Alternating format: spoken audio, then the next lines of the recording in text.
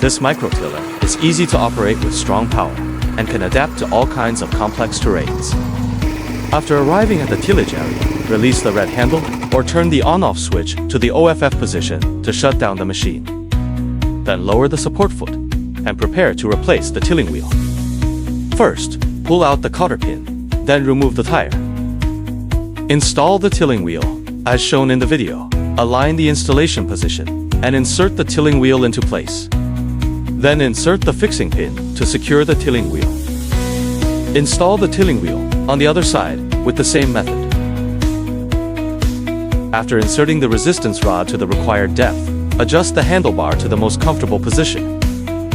Rotate the lever counterclockwise to adjust the handle position. After adjusting to a suitable position, tighten it clockwise to secure. Turn the fuel switch to the on position.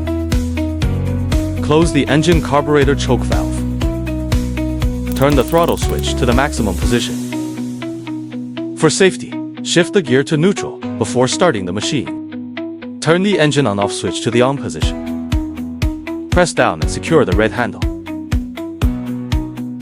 First pull gently to resistance, then pull forcefully to start.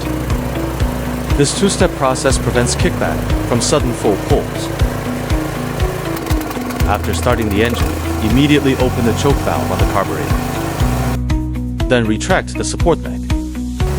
The switch on the right handle controls the headlight on or off. For safety, lower the throttle first before use, and increase the throttle after you adapt to the tilling rhythm. Then, grip the black handle firmly. Then move the shift lever into the forward gear. For safety, slowly release the clutch handle first to control the running speed of the power tiller.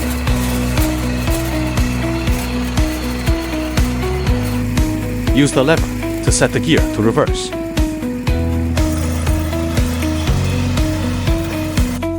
Then select the appropriate gear as needed to begin tilling.